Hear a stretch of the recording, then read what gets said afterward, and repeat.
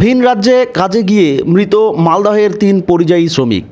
রবিবার রাতে তাদের বাড়িতে দেখা করতে গেলেন বিজেপির রাজ্য সভাপতি ডক্টর সুকান্ত মজুমদার। রবিবার সন্ধ্যা 7টা নাগাদ মালদহের হাবিবপুর ব্লকের শ্রীরামপুর গ্রাম পঞ্চায়েতের তালুকদার পাড়ায় আসেন রাজ্য সভাপতি। সাথে ছিলেন উত্তর মালদা বিজেপির সাংসদ খগেন মুর্মু ও উত্তর মালদা জেলার সাংগঠনিক সভাপতি উজ্জ্বল দত্ত সহ বিজেপির বিধায়কেরা। সম্প্রতি মিজোরামে কাজে গিয়ে দুর্ঘটনায় মৃত্যু হয় মালদহের একই গ্রামের 3 পরিযায়ী শ্রমিকের। গত নভেম্বর মাসে মিজোরামের আইজল জেলায় কাজ করতে যান শ্রীরামপুর অঞ্চলের ওই যুবকেরা। মিজোরামে গার্ডওয়ালে কাজ করার সময় ধস নেমে মৃত্যু হয় তাদের। মৃত ব্যক্তিরা হলেন প্রেম কুমার মণ্ডল, বয়স 28, রতন মণ্ডল, বয়স 26 এবং অলোক মণ্ডল, যার বয়স ছিল 31 বছর।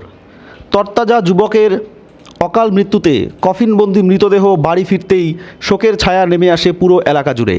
এ বিষয়ে রাজ্য সভাপতি সুকান্ত মজুমদার রাজ্য সরকারের উপরে বিভিন্ন অভিযোগ তুলে বলেন, এই রাজ্যে কোনো কাজ নেই, তাই ভিন্ন রাজ্যে কাজে যেতে হচ্ছে এই রাজ্যের মানুষকে।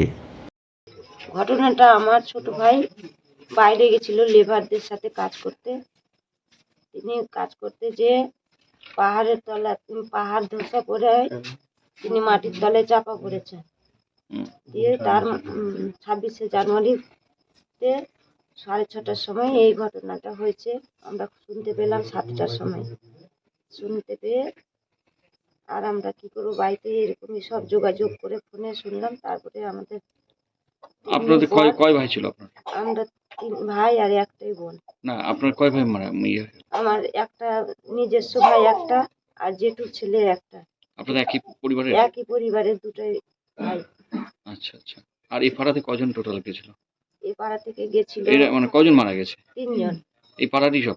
হ্যাঁ, এই পাড়ারই, এই গ্রামের। আচ্ছা, এখনো অবধি কোনো প্রশাসনের তরফ থেকে, সরকারি তরফ থেকে না, কিছু পাইনি। কেউ এসেছিল?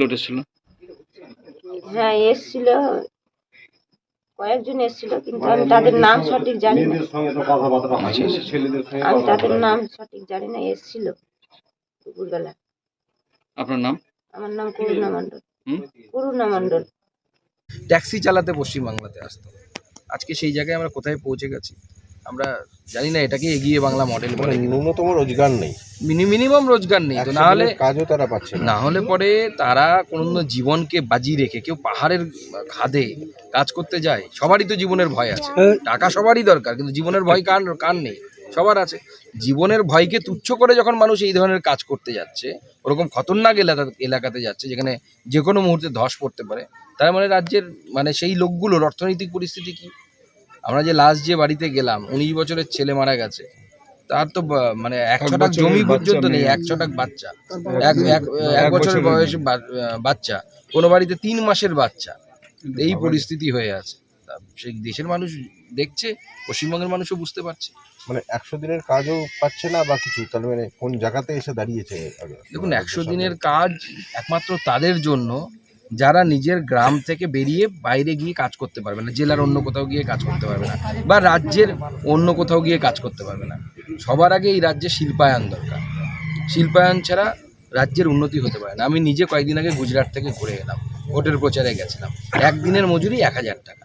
ভাবুন তো, পশ্চিমবঙ্গে সম্ভব? আপনি কোথাও পাবেন? তো স্বাভাবিক লোকে গুজরাটেই যাবে। এখন তো মানুষের দুনিয়া ছোট হয়ে গেছে, মোবাইলে সব দেখতে পাচ্ছে যে গুজরাটে গেলে আমি 1000 না পেলেও 700-800 টাকা পার ডে পাবো। তো 700-800 টাকা রোজগার করার জন্য সে তো গুজরাটেই যাবে, সে তো পড়ে থাকবে না এখানে। আপনি এখানে কোথায় 250 টাকা 300 টাকা হাজিরা, দিনের হাজিরা, সেই লোকগুলো যাবে কোথায়? বেকার যুবকগুলো। আমরা আমাদের এই মানব সম্পদকে হারাচ্ছি। এরা বাইরে চলে যাচ্ছে, মারা যাচ্ছে, কেউ আহত হচ্ছে, পরিবারগুলো নষ্ট হয়ে যাচ্ছে। ক্ষতিপূরণ আমরা কথা বলেছি কোম্পানির সাথে, আমাদের খগেন মুর্মুকে দায়িত্ব দেওয়া হয়েছে সেই কোম্পানির সাথে কথা বলে কোম্পানির তরফ থেকে কম্পেনসেশন, ইন্স্যুরেন্স যা আছে, আমাদের এখানকার মেম্বার আছে, সেই মেম্বারও বিডিওর সাথে কথা বলে দুর্ঘটনাজনিত বিমা থেকে শুরু করে যা আছে সমস্ত কিছু পাইয়ে দেবে। আমরা পার্টির তরফ থেকে, পার্টি তো আর সরকার নয়, সামান্য কিছু সাহায্য করার আমরাও চেষ্টা করব। ঠিক আছে। রাজ্য সরকার